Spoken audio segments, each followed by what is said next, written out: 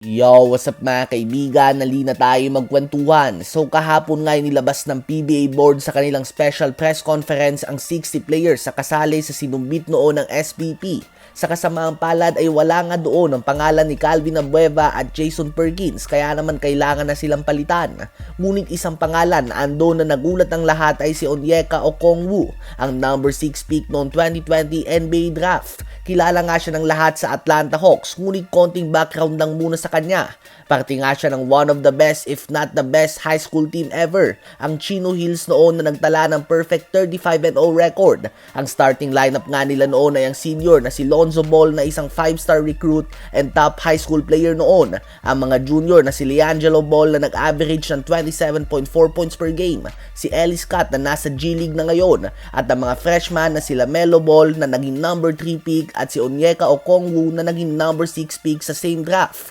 Sobra nga ang talent ng team na ito mga kaibigan.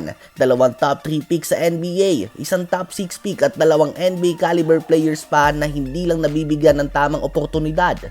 Si Onyeka Okongwu nga ay may kuya noon na nagngalang Namdi. Sila nga noon ni Lonzo Ball ang naunguna sa Chino Hills, ngunit pumanaw nga ito sa edad na 17 years old matapos na magtamo ng head injury dahil sa skateboarding accident.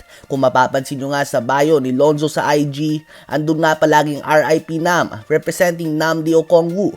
Pinagpatuloy ni Onyeka ang naiwan na legacy ng kanyang kuya at bilang freshman ay kinuha niya kagad ang starting power forward position ng team na dating hawak ng kanyang kapatid. Nagpakita na matinding potensyal si Onyeka hanggang sa gumaling pa nga siya ng husto at umangat lang ang kanyang ranking at nakatanggap siya ng mga offers mula sa mga bigating colleges tulad ng Duke at USC Trojans. At dito nga ay patuloy lang ang pagdodomina niya, kaya naman nakuha siya ng Atlanta Hawks bilang number 6 pick sa NBA draft noong 2020.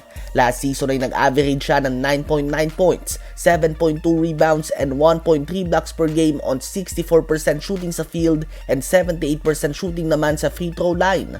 So ano nga ba ang koneksyon niya sa Pilipinas? Well, si Okongwu mga kaibigan ay lumaki sa isang Filipino basketball community sa Chino Hills, kung saan nagsimula siyang mag-basketball sa isang youth camp na sinimula ng ilang Filipino basketball enthusiasts including our very own Mr. Clutch Alex Cabagnot. May mga rumors nga na interesado umano si Okongwu na i-represent ang ating Gilas Pilipinas bilang naturalized player.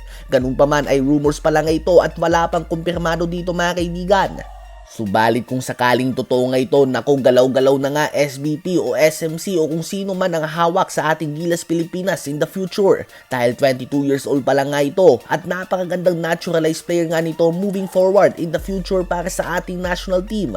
Dahil makakapaglaro pa nga siya ng matagal. Magaling nga sila Jordan Clarkson at Justin Brownlee. Ngunit ilang taon na lang din silang makakapaglaro para sa ating Gilas. Habang si Kwame naman ay nakita naman natin ang kanyang naging performance kasamang rain or shine nung Jones Cup. So as of now ay isa nga sa mga top candidates para sa naturalized player ng ating national team ay si Onyeka Okongwu ng Atlanta Hawks. Gusto nyo ba itong mangyari mga kaibigan?